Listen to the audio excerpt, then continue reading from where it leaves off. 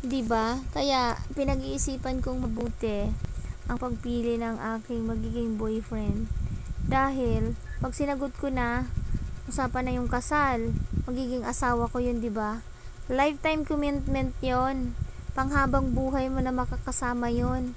Araw-araw, kasama mo sa pagtulog, kasama mo sa pagkain, kasama mo sa lahat ng problema, kasama mo sa kasiyahan. Imagine mo ba 'yon? Hindi mo na pwedeng isauli Imagine ko 'yon. yun. So, kailangan, Imagine ko yun. Ang iniisip ko lang. kailangan mapalalaki, mapababae, kayo mamimili din kayo ng liligawan nyo, na makakasama nyo. Kami, na mga babae, mamimili din kami kung sino talaga, kasi kagaya sa akin, lagi akong bigo sa pag-ibig. Mabait naman ako. Iniisip ko lang. Diba? Wala naman. May mo? nakikita ka bang problema sa akin? Wala naman. Iniisip ko lang, ma. Patagal din naman akong sumagot ng manliligaw. Pero tingnan mo, hindi rin Ang iniisip ko lang, ma'am. Hindi yan. Ang iniisip ko lang, halimbawa, ako napili mo. Alam mo yun, panghabang buhay ko kasi makakasama yun eh. Oo, kahit kayong mga lalaki, yung naliligawan nyo, tingnan nyo din maigi. Pangbabang buhay nyo kasing hindi man yan pwedeng isauli mo. Pagka kunyari may nakita kang hindi magandang ugali, ayoko na dito. Yung sasabi nila na yung hindi ang kanin na pag napasok ka pwede mong iluwa. Ang pag-aasawa hindi ganon. Kahit na pag nakasama mo na yan, may nakita kang hindi magandang ugali, titiisin mo na yun dahil asawa mo na yan. So yung kung umabot ng ganon, kasi sa una lang sa na niya, kasi matagal, lalabas ang ugali. Kaya, ingat ka lang sa pagpipili mo. Kaya nga, yun nga ang sinasabi ko sa'yo. Kaya nag-iingat ako sa pagpili. Gusto ko maibigay ni Lord yung kulo, magawa nung nanliligaw sa akin yung kulo na hinihingi ko. Para at meron akong kasiguruhan. Kasi mahirap yan eh. Lifetime commitment yun eh. Buti sana kung kunyari, kamali ako. Kunyari, sinagot kita. Tapos, sinagot na kayong boyfriend na kita, unti-unti, meron kang ugaling hindi ko nagugustuhan. Pwede ko bang hiwalayan ka agad? Di ba masakit na yon? Lalo na pagka naging asawa mo na. Ganon, mahirap. Tingnan mo ikaw. Padalos-dalos ka. Tingnan mo ako. Ang dami kong ang feeling ko.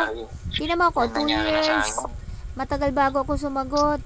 Pero tingnan mo, sa tagal ng inintay ko, ng kapipili ko, meron talagang hindi pa rin talaga ako nakakapili ng tama. Kakaproblema pa din.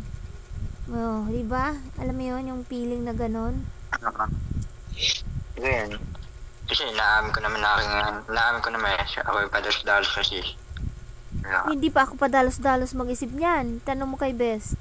Diba naisasabi niya sa'yo? Sabi na ko yan si Bes, 2 years kong mag-isip yan. 2 years or 1 year. Imaginein mo yung pag-iisip ko na yan. Pero nakapili pa rin ako ng hindi pa din okay. Meron pa rin problema. Kayo, wala pang isang buwan na. Inaamin ko naman sa sarili ko. Dalos ako. Kaya ako nagawa yun. Kasi naghanap talaga ako ng seryoso. Kaya nga, ako naman, tingnan mo, kung tutuusin, matanda na ako, 44 na ako, talagang goal na ako sa oras. Pero hindi ko minamadali. Okay lang sa akin lahat dahil pag sa'yo talaga, para sa'yo. Ganon yun. Mahirap magmadali eh. Kasi, Di ba sinasabi ko sa iyo, hanggat wala ka pa napipili, maghihintay ako. Hindi mo ko susuko. Pwede naman kung kunyari, habang nag-GBC ka, may mga bago doon na parang mas mahal mo kaysa sa akin, nagustuhan ka. Hindi ko pala nasabi sa inyo yan. Tapos, huwag niyong isipin, ligawan niyo.